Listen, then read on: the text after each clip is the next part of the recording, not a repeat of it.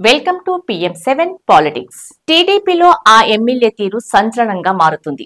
ఎన్నికల్లో టీడీపీ నుండి 135 మంది ఎమ్మెల్యేలుగా గెలిచారు. వారిలో ఈ ఎమ్మెల్యే రూటు మాత్రం సపరేటు. సంచలనాల కోసం పార్టీని ఇబ్బందులోకి నెడుతున్నారనే వాదన వినిపిస్తోంది. నియోజకవర్గంలో కేడర్ సైతం ఆ ఎమ్మెల్యేకు వ్యతిరేకంగా ఉంది. వరుసగా హైకమాండ్ కు ఫిర్యాదులు అందుతున్నాయి.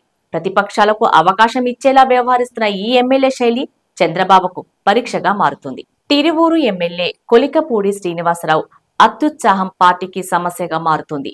అన్ని తానే చేయాలనుకునే ఆలోచన శైలి తలనొప్పులకు కారణమవుతుంది. అధికారులు చేయాల్సిన పనులను తానే చేస్తాననటం వివాదాలకు దారితీస్తోంది.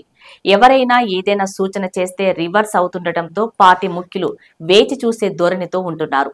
ఎన్నికల వేళ అనూహ్యంగా సీటు దక్కించుకున్న కొలికపూడి శ్రీనివాసరావు ఎమ్మెల్యేగా గెలిచారు. నాటి నుంచే ఆయన వ్యవహార శైలి వివాదాస్పదంగా మారుతుంది. కంబంపాడులో భవనం కూల్చివేత ఘటనలో నాడు ఎమ్మెల్యే వ్యవహార శైలి విమర్శలకు కారణమైంది. అధికారులు తాము చర్యలు తీసుకుంటామని చెప్పినా ఆయన వినకపోవడంతో పార్టీ అధినేత జోక్యం చేసుకోవాల్సి వచ్చింది. పేకాట శిబిరాల నిర్వహణపైన కొలికపూడి దూషణలతో ఒక ప్రజా ప్రతినిధి సతీమణి ఆత్మహత్యా యత్నం చేశారు.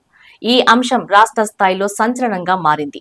వరుస వివాదాల వేళ సీఎం చంద్రబాబు పిలిపించి మందలించారు. దూకుడు తగ్గించుకోవాలని సూచించారు. కానీ శ్రీనివాసరావు తీరులో మాత్రం మార్పు రాలేదు. తాజాగా బెల్ట్ షాపులు నిర్వహిస్తున్నారంటూ కొన్ని మద్యం దుకాణాలకు తాళాలు వేయించారు. ఎవరైనా షాపులు ఓపెన్ చేస్తే సహించేది లేదని హెచ్చరించారు. బెల్ట్ షాపుల నియంత్రణ సరైనదే అయినా అందరి సమక్షంలో ఎమ్మెల్యే వ్యవహరిస్తున్న తీరు మాత్రం వివాదాస్పదంగా మారుతుంది. ప్రజల్లో ఇమేజ్ కోసం ఎమ్మెల్యే ఈ రకంగా వింతగా వ్యవహరిస్తున్నారనే అభిప్రాయమూ ఉంది. స్థానికంగా ఎమ్మెల్యే కొలికపూడి శ్రీనివాసరావు తీరుతో నష్టపోతున్నామని పార్టీ కేడర్ ఆగ్రహం వ్యక్తం చేస్తుంది. తమ సొంత పార్టీ ఎమ్మెల్యే పైన కేడర్ వరుస ఫిర్యాదులు ఇప్పుడు టీడీపీకి తలనొప్పిగా మారాయి.